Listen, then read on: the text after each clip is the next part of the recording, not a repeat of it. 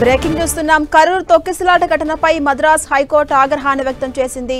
TVK పిటిషన్ను Madras high court తోసిపుచ్చింది. TVK పిటిషన్పై Madras high court కీలక వ్యాఖ్యలు చేసింది. విచారణ ప్రారంభ దశలోనే సీబీఐ విచారణ కోరడం సరికాదంది మద్రాస్ హైకోర్టు. ఇక న్యాయస్థానాలను రాజకీయ వేదికగా మార్చొద్దంటూ స్పష్టం చేసింది. తొక్కిసలాట ఘటనపై ప్రభుత్వాన్ని వివరణ కోరింది మద్రాస్ హైకోర్టు.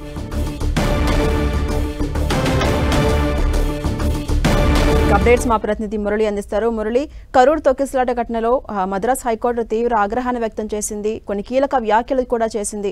ప్రభుత్వాన్ని వివరణ కోరింది కదా, ఎలా ఉండబోతుంది పరిస్థితి? అప్డేట్స్ ఏంటి?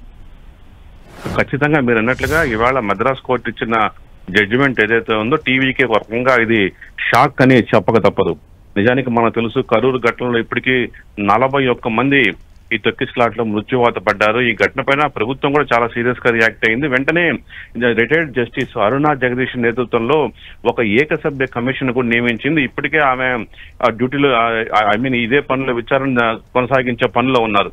అయితే స్వయంగా టీవీకి అధినేత ఎవరైతే విజయ్ ఉన్నారో ఆయన ఈ రాష్ట్ర ప్రభుత్వ దర్యాప్తు పట్ల ఆయన అసంతృప్తి వ్యక్తం చేస్తూ ఈ వ్యవహారాన్ని సిబిఐ దర్యాప్తు జరిపించాలని మొదటి రోజు డిమాండ్ చేశారు. ఆ మేరకు సరిగ్గా ఒక 4 రోజుల క్రితం ఆయన మద్రాస్ హైకోర్టులో ఒక పిటిషన్ కూడా వేశారు. అంటే రాష్ట్ర ప్రభుత్వం నుంచి విచారణ కాకుండా సెంట్రల్ బ్యూరో ఆఫ్ ఇన్వెస్టిగేషన్ రంగంలో దిగారు. ఆ మేరకు మీరు ఆదేశాలు ఇవ్వండి అంటూ కూడా ఆయన మద్రాస్ హైకోర్టును ఆశ్రయించారు.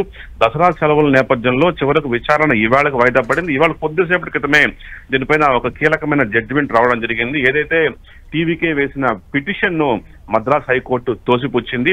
అసలు విచారణ ఇంకా చాలా ప్రారంభ దశలోనే ఉంది.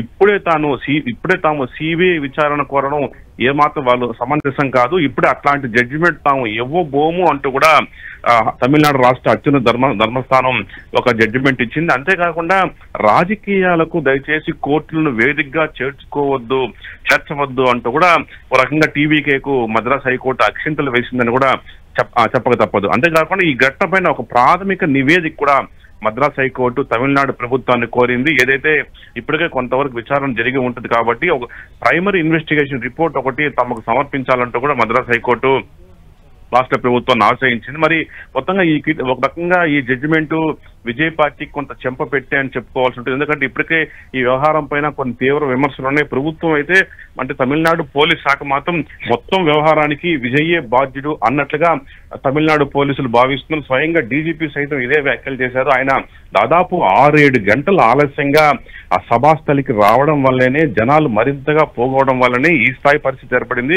ఒక రకంగా విజయ్యే కారణం అంటూ కూడా పోలీస్ శాఖ ఇప్పటికే ఆగ్రహం వ్యక్తం చేసిన నేపథ్యంలో ఈయన మరోవైపు దీనికి ప్రతిగా ఆయన నేరుగా హైకోర్టుకి వెళ్లి సిబిఐ విచారణ కావాలని కోరిన నేపథ్యంలో ఇవాళ హైకోర్టు ఇట్లాంటి ఒక జడ్జిమెంట్ ఇవ్వడం అనేది కొంత సర్ప్రైజ్ గా ఉంటుంది. మరి టీవీకే దీనిపైన మళ్ళీ అప్పీల్కి వెళ్తుందా, లేక కోర్టు ఆదేశాలను శిరసా వహిస్తూ మొదట రాష్ట్ర ప్రభుత్వ విచారణకు సిద్ధపడుతున్నారని మాత్రం కొంత తేలాల్సి ఉంది.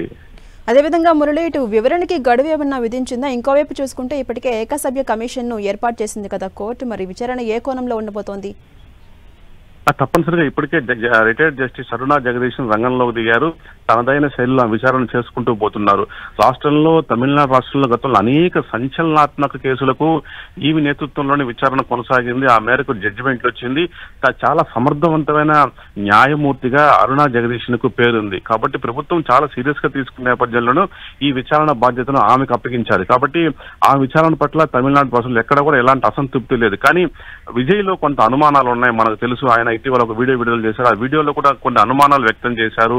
నన్ను టార్గెట్ చేయండి, నా అభిమానుల్ని, నా ఫ్యాన్స్ ను కాదు అంటూ ఆయన సీరియస్ గా ఒక అసంతృప్తి వ్యక్తం చేశారు. అంతేకాకుండా దీంట్లో ఈ వ్యవహారం వెనక అసలు నిజాలు కూడా త్వరలోనే బయటకు వస్తాయి అని విజయ్ వ్యాఖ్యానించడం ద్వారా ఇంకా ఏదో జరిగింది, ఏదో దాగి ఉంది, ఏదో కుట్ర జరిగిందన్న అనుమానాలు విజయ్ కూడా ఉన్నట్లుగా ఆయన వ్యాఖ్యల ద్వారా మనం అర్థం చేసుకోవాల్సి వస్తుంది. కాబట్టి మొత్తంగా ఈయన ఈ కమిషన్ విచారణను ఎదుర్కొంటారా, లేక దీనిపై మళ్ళీ ఒకవేళ సుప్రీంకోర్టుకి ఏమన్నా వెళ్ళి మళ్ళీ సిబిఐ అప్పీల్ కోసం ఆయన సిబిఐ దర్యాప్తు కోసం అప్పీల్ చేస్తారా అనేది కూడా ఇంకా తేలాల్సి ఉంది. మొత్తంగా ఇవాళ వచ్చిన జడ్జిమెంట్ పైన టీవీకే పార్టీ ఇంకా కూడా రెస్పాండ్ కాలేదు. మొత్తంగా ఈ జడ్జిమెంట్ అయితే కొంత సంచలనంగానే మనం భావించాల్సి ఉంటుంది.